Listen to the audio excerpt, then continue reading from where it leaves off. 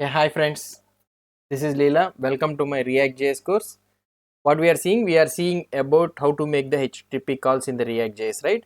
So before we trying to make an HTTP calls in the React.js course, some of our YouTubers have asked me that how to set up the Firebase console.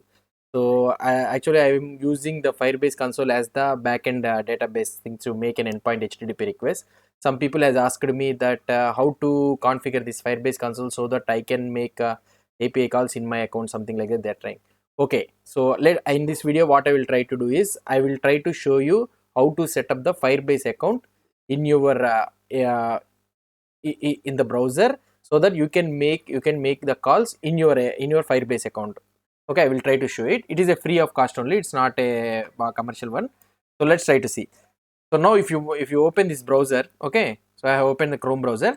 If you type Firebase in the Google, so for example if you type the Firebase, so I will directly type the Firebase in the Google instead of doing like this. So here you will be able to see the first one, firebase.google.com. Let's open this page. And if you open this firebase.google.com, so you need to be logged in order to open this Firebase. Okay, so here I am already logged in with my account, with my Gmail account. Now here you will be able to see that get started. So let's go to the get started, and if you go to the get started, and here you will be able to see if you are already having the projects, you will be able to see the list of all the projects, or otherwise you will be able to see only this button, something like add a project or create a project. Here we have already one project is there for the view. So view complete course we have already created for this one. So I think for the NGRX also I am using the same project only. Now for this React.js I will try to create a new project instead of using this same view. Now let's try to click on this add project. So if you click on this add project, okay, here it will ask you to type the project name. So you need to give the project name here. So I will be giving React course. So whatever the name you want, you can give it here. Okay, so that is your wish. Now if I try to click here, continue, and it will be asking you to shall I integrate this one to the analytics. If you try to click on continue, it will go and ask you that any analytics project if you are created in analytics.google.com, it will try to link, it will ask you to link up. If you don't want, you can make it. So as I am creating for our testing for our course purpose only, so I am not linking anything. So I am clicking on the create project. So if I click on the create project, it will give you that creating your project. So it will take some time to create a project. So it will not take so much of time. It will create very immediately only. So this is the way. So why Firebase I am using is, so as the courses we are targeting in our backend, right? So so that is the reason I am not taking so much time in the backend course. So that is the reason I am taking the help of Firebase. So nothing but what we can do is, so we need to try to make at the end we need to try to make an API call with a REST API call with an URL. So that URL will be provided by the Firebase, and that is the reason I am using this Firebase. So when we learn about the Node.js course and all those things, then we will create our own backend and we will try to make an endpoint URL with the Node.js. Okay. Here you will be able to see this project dashboard. So here you will be having React-course. This is the dashboard, and this is Spark plan, means this is the type of plan. If you are if you are trying to make it as a production version or something like that, means this is not the ideal thing. So to set up the project, so you need to analytics and also you need to take the plan. Okay, so this is for testing purpose. So that is the reason I am creating like this. Now here if you try to see, you will be able to see here real-time database. So this is the one what I will be using, real-time database. Okay, so this real-time database, how it will look like is just like the MongoDB type of structure. It will be trying to save the data. So now it is not an RDBMS thing like the MySQL or SQL Server, how we will be having the RD relational database. It will not be maintaining like that. It will maintain something like NoSQL database, something like MongoDB, like a JSON structure. So now here if you click on this real-time database, here you will be having the real-time database, create database. So let's try to create a database. Okay, here it will be asking you the server from where the region I need to store. You can select whatever you want. So US or Europe, and I am clicking on the US.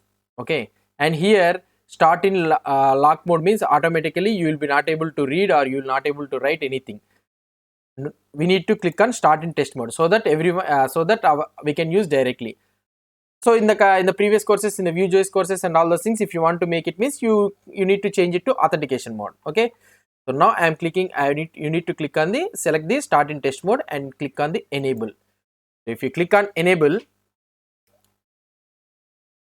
so it is taking, so it will take some time to create the project. So it has created a project. So here you will be able to see the database. Okay, so this is the endpoint URL. Okay, so right now this project doesn't have any data. So this one, as I already told you, right, it will be not having table type structure like MySQL or SQL Server relational database. It will be storing the data in the JSON structure. Okay, now here this is the data, which we will be storing. Right now we don't have any data, and here are the rules. So here what is the rules it is set up is, so anybody can take this URL. Okay, this is the endpoint URL, REST API URL, this is the URL. Anybody can take this URL and they can post the data. Okay, so this is the rules for this one. Okay, now if you want to change it, means I already told you in the previous courses, auth is not equal to null. So you can make auth is not equal to null, like this you can do it. Okay, so right now, so let's go to the data, and I will try to show you how we can make the data, how we can post the data here. So now I can take this endpoint URL. Okay, so I'm opening the Postman. So instead of submitting directly through the code, so here I'm posting the endpoint URL. So whatever the name you give it here at the end, post.json. So this is the name, how it will be created. So by using this name, here the post key will be created. In that post key, all the data will be created.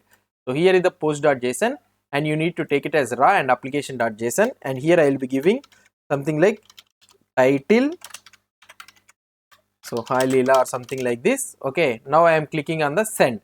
So if I click on the send, so now it has been created. See, it is giving you some unique primary key ID.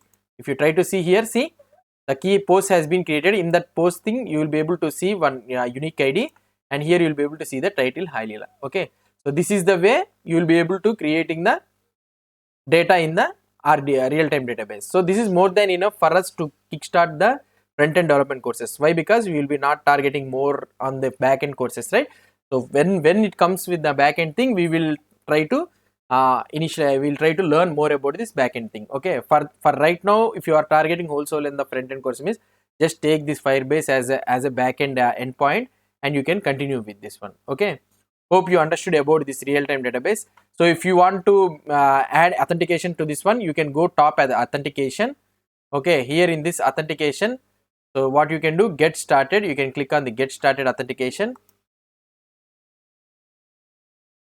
and here if you try to see email and password, you need to enable this email and password, so that you can send the you can send email and password to this one, so that email and password will be saved in this Firebase. Okay, so these are all things you have already seen in the respective courses, how I will be creating the authentication, right? So this is the main thing, real-time database. So how to create the real-time database. Okay, hope you understood about this one. And another one, all the people are asking me how to get the API key. If you go to the project settings, okay, if you go to the project settings, here you will be able to see the API key. Here in the, for every project in the settings, you will be able to see this API key. Okay, so this is the API key. If you are using the authentication thing, you need to pass this API key to get the refresh token. Okay, auth token, if you want to get, you need to pass this API key. Okay, so this is more than enough for us to get started with the backend thing, Firebase. Okay, so you know how to create the database, backend database using this Firebase. So you can create your own Firebase in your own Google account. So and you can get you can change the endpoint URL like this, and you can directly just whatever the course I have created, those are already there in the GitHub. You can go, you can download that one and just change this endpoint API URL with this one. So /post.json, you can directly use this one. Okay, so like this we can directly use it. Okay, hope you understood about this setup of the Firebase database. If you have any doubts or any suggestions, please post me in the comments, so that I will try to give the reply. Okay, if you like this video, please do support me by subscribing to my channel, and if you have any doubts, so as usual, so please post the comments in the respecting video. I will try to give the reply. Thank you.